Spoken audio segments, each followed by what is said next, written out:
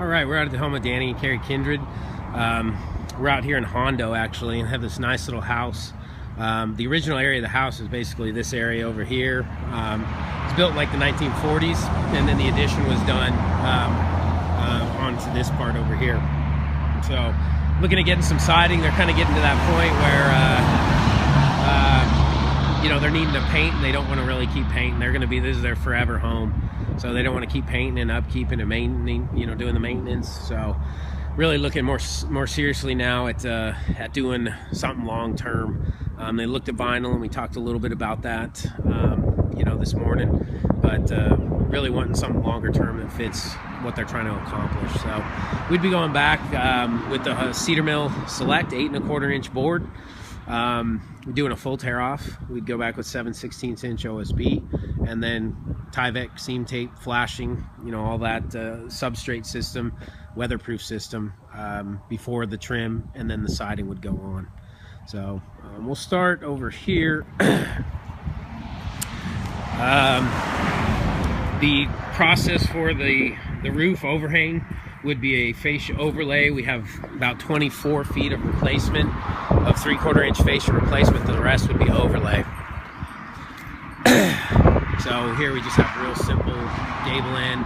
This would be a fascia overlay. We have this little, it's like a 1x3 sitting right here. That needs to go away. It's exposed. We need to get rid of that, and we'll just do a 1x2 in its place. But basically, the rest is just pretty simple. We would be doing a full soffit replacement. So wherever we have this beadboard soffit now, like on the older areas of the house, we would do an overlay with the Hardie soffit. Wherever we have the open rafter tails, we would enclose that in, use that as our nailer, and we'd be putting in Hardie soffit. It's just a Cedar Mill soffit. Let's see, security lights, those would be, there's 1, 2 security lights, those would be remounted. We'd be removing and reinstalling all the shutters. I think there were, just going off memory, 11 or 12 pair of shutter. But all the shutter on the house would be taken down. They weren't too sure what they were going to do with them as far as painting, new shutters.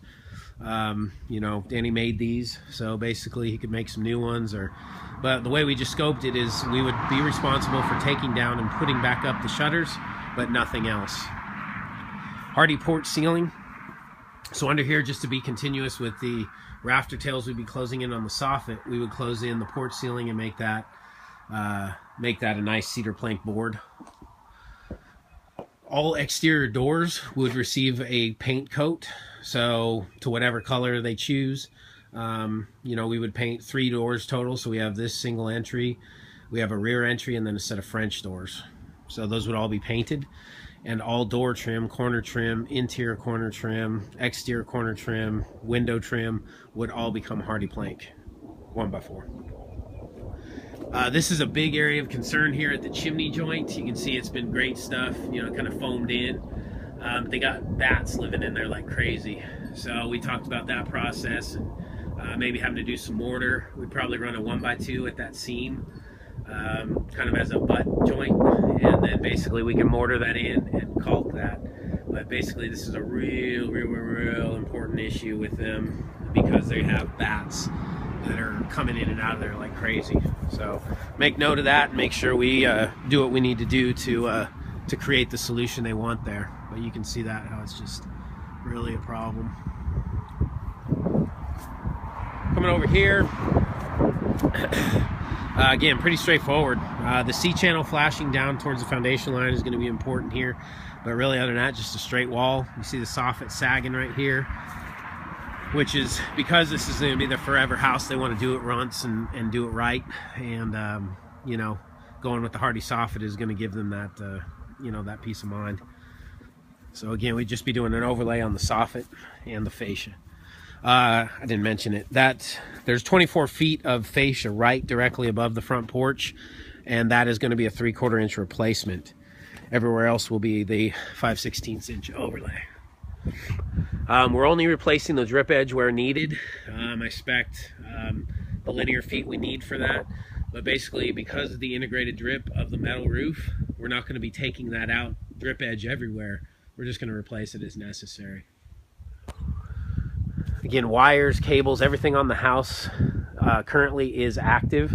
So any RG6 or any cable needs to stay because it is a live cable.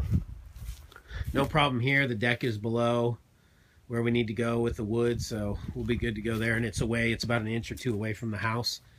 So you can see how it does maybe extend about an inch or two down, but we'll have room to work down there with that.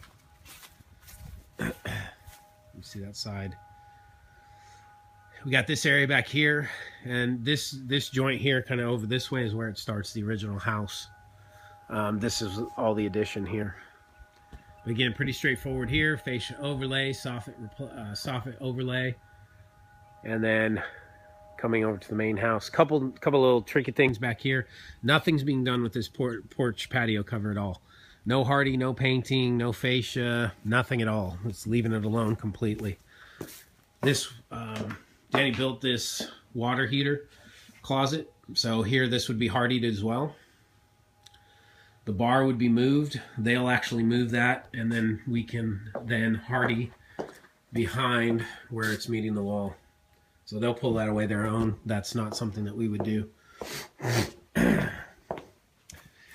And then here, all these, this is the satellite dish. That's the internet dish back up there. Both those need to be reattached. This little rake wall, you can see that siding just completely rotten. It's smacked right into the tin roof, which is why you have the water exposure problem. So this all would be Hardie plank. All the windows would be wrapped. And we're not going to do anything here. We just go down to the foundation line where it is and kind of leave that exposure there. It wouldn't be going right down into the dirt. And then we got one more wall here. So again, same thing with the shutters. Those would all come off and we'd reinstall them, but we're not doing anything else to them unless otherwise noted. Or otherwise decided, I should say, at the time of, at the time of the job start. But in the original scope of work, all we're including is removing and reinstalling the shutters.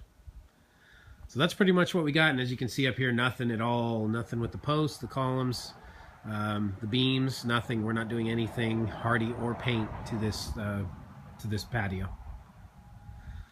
So that's about it. There's the single door. That's one of the single doors, the rear entry door that we talked about that we would paint. And then we have a set of French doors right over here. Right there. That would also need to be coated. So that's what we got. Guys, I certainly appreciate your time this morning, and hope we have a good understanding of how this needs to be done. And yes, it is a large project. Certainly want you guys to have the trust and confidence that that you're going to be taken care of, your home's going to be taken care of, and ultimately you're going to end up with a result you can be really, really happy with. So again, we thank you so much for your time this morning, and we look forward to the opportunity to work for you.